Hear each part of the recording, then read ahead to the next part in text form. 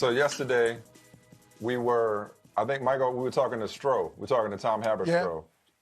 And he was talking about, we were talking about LeBron and Anthony Davis extending LeBron's prime. And we got into a conversation about what LeBron could do to pass Jordan as the GOAT. And Stroh was saying maybe passing Kareem on all-time scoreless would help, blah, blah, blah. You remember that conversation? Then I get a text, which I love these texts.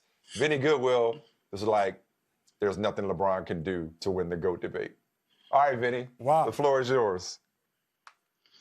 I mean, seriously, guys, the only way that he can win the GOAT debate is by becoming a better basketball player. And he's not going to become a better basketball player at this advanced stage of his career. And that's no shot and that's no shade to LeBron James, because what he's doing at his age, at this stage of his career, is phenomenal. But here's the important thing about this, guys. We don't need the numbers to show you that Michael Jordan is a better basketball player. And let me be clear here, guys. I'm in Detroit. I'm a Detroit native. I am least inclined to say to anybody walking the face of the earth that Michael Jordan is the greatest basketball player of all time. Right. You got a dog in this fight. No dog in the fight whatsoever. I worked in Chicago, and Chicago hated me because I cracked on them all the time about how the Pistons cracked the Bulls' head. So before people come in my mentions or come to y'all saying, you know, you're a Jordan homer or whatever, or LeBron hater, I'm speaking completely objectively from here. Here's two things that strike out to me as LeBron and Michael. The league and the game are two different things, right? The league is what the teams look like and who you're playing against and everything else. The game is about the rules and the way and the style and everything else, right? The league was made for Michael Jordan because there was no peer for him, but the game was not. The game was a big man's game. The game was made for Olajuwon and David Robinson and Patrick Ewing and Kareem Abdul-Jabbar, and he was a wing player, barely 200 pounds, dominating the game the way that he did, where he became a franchise in himself, right? LeBron has the game made for him because you got the floor spread. You got nothing but shooters. You got high usage. You got the measuring of usage, where we know that efficiency means something in a way that it did not mean something in the 90s when Michael Jordan played. Once something becomes immeasurable, guys, it gives the advantage to someone in terms of evolution. You know what I'm saying? Because 3 means more than 2, but the three-point shot was not emphasized back then. You think Michael Jordan would not have become a better three-point shooter? And finally, this is the biggest thing to me, guys. We talk about system. Michael Jordan played in a system that was geared toward enhancing everybody else. It was geared toward making the B.J. Armstrongs, the John Paxsons, the Scottie Pippens, the Bill Cartwrights. It was geared toward making them their best selves. It was not geared toward making Michael Jordan. You're right. It was not geared toward making Michael Jordan the best statistical version of himself. He had to retrofit his game to fit inside the triangle, and then you built the team around, you know, that system. With LeBron is the system. You build your team around his talents, around what makes him feel best, you know, longer and better than everybody else. Michael thrived in spite of the triangle offense. When you think about Michael Jordan, the Michael Jordan that we initially grew up watching, when Michael was art and driving to the basket and everything else, the triangle compresses that. It doesn't make you be the best version of yourself if you're an extreme athlete. It turns you into a jump shooter. And what did Michael Jordan do? He made himself into the best mid-range shooter that we've ever seen. He had no structural flaws in his game. We've seen LeBron with flaws in his game. We saw Jimmy Butler expose it in Game 5 when he took and forced LeBron to go all the way to his right in that last play, and he had to kick it to Danny Green.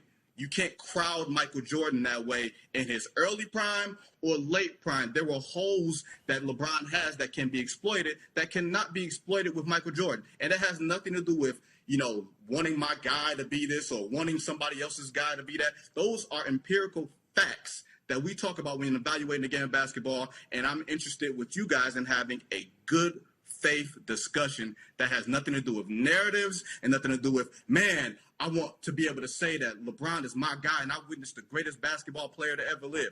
I don't care about any of that. I've seen LeBron in person way more than I've seen Michael Jordan in person. But what I'm going to objectively tell you is that Michael Jordan is the greatest basketball player ever. That might be part of the problem, Vinny, that you've seen I just want to point out something. I just want to say something. Before you go back, I just want to say, I'm crying tears of joy. I'm so proud of you right now, dog. I'm so proud of you, dog. Like, that, I mean, listen, this was your definitive moment. You have had a great career, But you do work, Vinny. I have heard and seen you do work. You have never, ever laid your game down quite flat just now. That's how you drive. From now on, that's how you drive. Okay? Like, that's incredible. Okay, Michael, go ahead, have at it. I'm just proud of my guy right now. Go ahead, Mike. I'm proud of him. I'm proud of him too. I thought it was and Ringo's proud of you. It was a great presentation. And, you know, the great debaters, Denzel wants you on the team. It was really well done. But I'm going to say maybe part of the problem is that you have seen LeBron more than you've seen Jordan in person. And so maybe you start to pick apart some of the flaws from seeing him up close, whereas Jordan, the myth of Jordan, the legend of Jordan from afar might be skewing your view a little bit. But beyond that, okay, you talk about the triangle offense and how he had to retrofit his game. Vinny, he's still a 10-time scoring champ. So before the triangle, that 88 season, what he averaged 35, and then under Phil, you got to take it down to 31, 32. That offense, Vinny, is still built around Michael Jordan.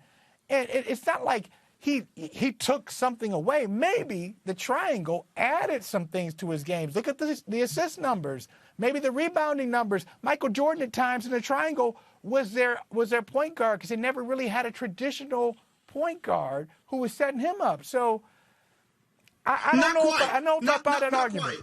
Not quite, because Michael's best statistical season from rebounds and assists was in '89 when he averaged 32, 8, and 8, and that was with Doug Collins as his head coach and not Phil Jackson. Phil Jackson came in the next season. I think we've turned Michael Jordan, honestly, into a bit of this one-dimensional scorer who couldn't do anything else by comparison to LeBron James who gets triple-doubles. When Michael Jordan was a great distributor, Michael Jordan was one of the few players, maybe the only player in NBA history to get 200 steals, 100 blocks in the same season, when MVP and Defensive Player of the Year. I think Elijah Wan and Giannis were the other two players, and Giannis came up short in the playoffs this year when he got that. So I think, honestly, we've undersold Michael Jordan because we've seen LeBron James. I think the LeBron legions, as opposed to LeBron's game lifting him above Jordan, they try to suppress Michael's greatness as opposed to looking at Michael's accomplishments or LeBron's accomplishments and saying that he's better. The thing is, we know he's not better. You can be bigger, faster, stronger. That does not make you a better basketball player, especially, here's the other thing about it, Holley. Michael Jordan has this great talent of Scottie Pippen, you know what? Your best self, be your best self. Dennis Rodman, be your best self. When you're LeBron James, star players, up until this point, become role players because you have to suppress yourself to make LeBron his best self. Dwayne Wade had to suppress his game. Kevin Love, Chris Bosh, all of these guys who have played with him and have been generational talents in their own right have had to sort of retrofit their games and not be their best self around LeBron. Scottie Pippen was his best self times two playing next to Michael Jordan. Because why? Because Michael Jordan's greatness had nothing to do with you. Michael was going to be great no matter who he played with, who he played against, the system, the rules, no matter what. These are a special set of circumstances that require LeBron to be LeBron. Now, don't get me wrong. He may be the second or third greatest player of all time, but we cannot act as if these things happen. Turning star players into role players is something that Magic Johnson didn't do. It's something that Larry Bird didn't do. It's something that Michael Jordan didn't do. You could be your best self playing next to those guys. With LeBron, you have to converge your talents, suppress your talents and your greatness so that he can be great first and foremost. Yo, man, I'm like Smokey and Friday right now. That's my dog. That's my dog. Like, say, bro. Hey, man. We got, hey, man. You know, Michael, we got to start paying Vinny Goodwill. Like, we can't, I agree. We got to start paying Vinny. Like, Vinny can't keep giving it. If you're good at something, never do it for free. Vinny can't keep showing up, laying down facts like this for free. Vinny, I agree. We got to pay. That was your masterpiece. We got to pay. That's the one thing. Vinny just went for 32, 8, and 8 on this just now. That was incredible. Go ahead, Mike. I'm sorry. I'm gonna let Vinny. No, I was gonna say. Mike, I agree. That's the one thing that's a unanimous agreement that Vinny Goodwill needs to be paid. Now, I can't give him unanimous agreement on this star players become role players. Like, Dwayne Wade had to change. Dwayne Wade had to change his game because LeBron James was better. But not like Dwayne Wade was still holding it down. I mean, they went to 4 straight finals. It wasn't because, hey, LeBron was up here and then everybody else was spectating. Dwayne Wade had to take a step back because they virtually averaged the same thing in that first year. Dwayne Wade had no problem playing with LeBron. You saw in that 2011 finals, if the Heat win, Dwayne Wade is the MVP. If LeBron puts together a milquetoast NBA finals, Dwayne Wade does more than enough to win MVP. And here's my other thing, guys. Since when has a number equaled, okay, I'm the greatest? We knew Michael Jordan was the greatest in 1993, and he won 3 championships. We didn't say, oh, this 3rd championship puts him up there with Larry Bird, but 2 behind Magic Johnson. And when he won his 6th title in 1998, we didn't say, man, this puts him right there with Kareem and right above Magic. No, we knew that he was the greatest we'd ever seen because we had eyes, and we didn't need the number crowd to tell us, well, now that he's reached his 4th championship, now he's the greatest. No. And he didn't have to sell himself. That's the one thing about this, is that LeBron is like one of these guys that's like, I don't care about how I look. I don't care about, y'all, I don't care if y'all like my shoes or not. Y'all like my shoes, though? That's the point. He needs that constant validation. Y'all, Mike, I'm going to tell y'all this. Y'all seen the movie Boomerang, right? I know y'all seen the movie Boomerang. Yeah. First of all, how you gonna ask us that question? Like, you were doing great. You went from 32-8-8 to 32-8-5. I'm talking to the audience too. I'm setting the audience up. It's not just us here. So remember the scene where Eddie Murphy had just met Jacqueline, played by Robin Givens, and they were exercising, and he was talking about, I'd wait on her, she fine, da-da-da-da-da. And Martin Lewis says, you know what? If a woman that fine, I wait 8 or 9 months, and they have them grid souls. You wait 8 or 9 years. You ain't get the woman that fine. LeBron can play another 8 or 9 years at this level and still not be better than Michael Jordan, because it's not about longevity to me. It's about how good are you when you are at your best. And the best of LeBron, which might have been 2012, 13, in that range, as a defensive player, as a complete player, as an outside shooter, everything else as an athlete, is still not a better player than the best of Michael Jordan. So he can do all these things now and still not be better. Ben, don't take this. I feel like I need to just pass the torch. or no, better yet, we on the roof after Bishop just fell. Look, hey man, you got the juice now. You got the juice. I mean, like, bro, I am so proud of you. Like, I can't tell. I feel like I'm listening to myself except better.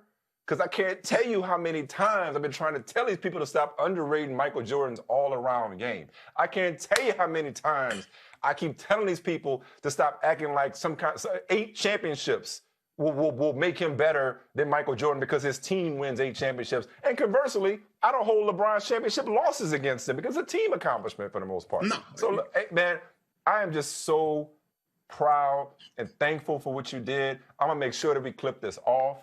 I'm going to give it to you.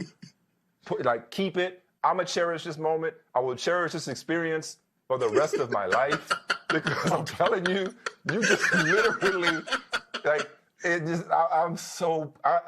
could not have said it better myself, and I feel like I'm pretty good at this job. I could not have said it better myself.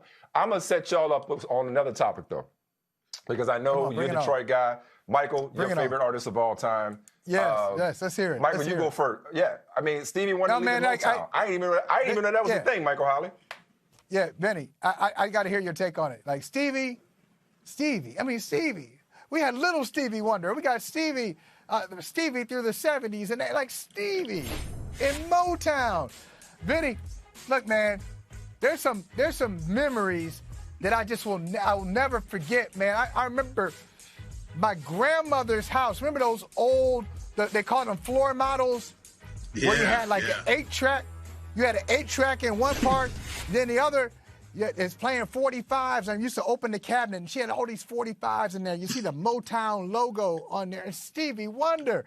I mean, that's my childhood. That's my adulthood. The GOAT. How do you feel about this? It feels like the Fat Boys breaking up, to be perfectly honest.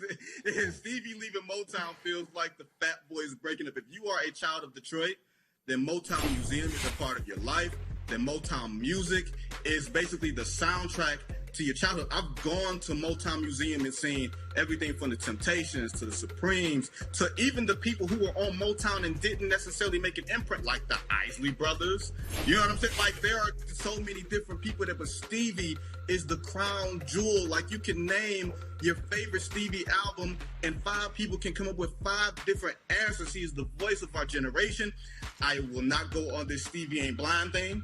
You know what I'm saying? But I will say the greatest concert I've ever been to in my life was the Songs in the Key of Life concert. I nearly skipped the game as a beat writer in 2014 to get on a 6 a.m. flight to go to Atlanta because I needed to go see Stevie Wonder. That's like seeing Eddie Murphy doing stand-up. That's like seeing the best of the best. It's Stevie, it's Prince, it's Aretha, and then it's like everybody else after that. Yeah, even the headline got me. Like, Stevie leaves Motown to form his own label. It's like, Motown might as well be his own label. I mean, it's like, they're so synonymous with each other. You know what I mean? It's like, we need some investigative reporting on this. We need investigative report. What happened? Mike, don't you want to know what happened? I will go down to Motown. After 60 years. After 60 years. What happened now after 60 years that didn't happen at 55 or 50? Right. It's like, why now? You know, this is mind-blowing. It doesn't make sense, right? And you know what? Ever since Motown moved out to LA and they left Detroit, stuff been going downhill everything been going downhill from there. They lost Marvin Gaye, they lost, the Jackson 5. We had to turn the Jackson 5 into the Jackson 5. You know what I'm saying? They had to change the name and everything else. So no, if Motown comes back to Detroit, we can be the center of music again. We can make music great again. Wait, I can't believe I said that. Oh, don't do that. Don't do that. Hey, yo, before... I'm sorry, Mike. You had something else? I was going to ask you one more thing before we let him go. I was just going to affirm that we agree. That Songs in the Key of Life tour, I saw that in Boston same year. It was great. I'm going to wear, as a matter of fact, Vinny, next time you come out, I'm going to wear the T-shirt. Still had that T-shirt, 6 years old, from that concert. It's a little faded. And I'll tell you a story. I got tickets. And my wife said, oh, you got tickets. I got some book club event tonight. I said, you going to go to a book club event? And you going to miss Stevie? I'm still married, but this is how I'm still married. Oh, yeah. Because this is what she said to me. Vinny, she said to me, oh, it's too bad you're going to miss the concert. I said, oh, no. Oh, no. I'll see Stevie by myself, which I did. Great concert. Like to see Stevie in concert is just like a life-altering moment. No, the greatest song ever written is Ass. To me, that's the greatest song ever written. It's an experience. And I know there's a lot of songs and everything else, but Ass from Songs in the Key of Life, to me, is the greatest song ever written and performed by a human being. And that came out 10 years before I was born. Yeah, no argument there. Yo, I cannot let you get up out of here without giving us some knowledge on these Giannis stories. I know Windhorse said it. A lot of people been writing about the Mavericks, like everybody else, wanting to pursue Giannis Antetokounmpo if he passes up the Supermax in Milwaukee and decides he wants to take his talents elsewhere.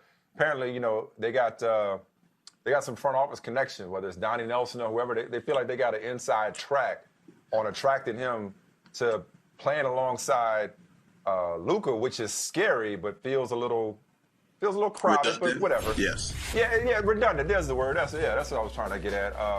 What do you see in Giannis' future, man? First of all, is he leaving? And if so, is Dallas really one of the leading suitors for his services? I don't know if he's leaving. I don't know if Dallas is going to be the place that he would necessarily go.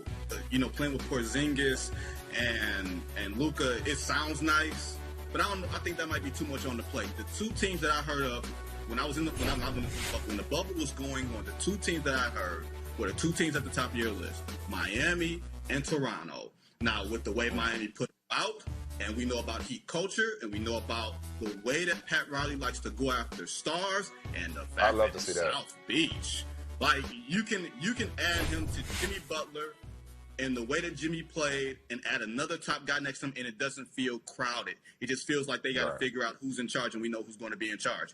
And in Toronto has the international flavor with Masai Ujiri and their long-standing relationship. So I would not be surprised if Masai goes big game hunting again. Look, he took a chance on getting Kawhi Leonard, and he gave up DeMar DeRozan to do it. Do you think that he would not do anything less to try to get Giannis Antetokounmpo in Toronto, take the chance on the relationship, and go from there? I think Dallas is to me, Dallas goes after every big free agent, right?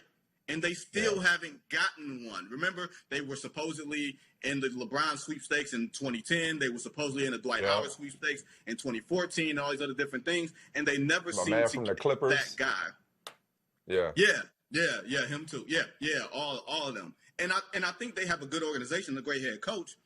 But I don't know if Giannis would sign up necessarily to play with that team. Jordan. I think he wants. That's what it is, DeAndre Jordan. Yeah. Why neither one of us was like my man from the Clippers. Neither one of us could.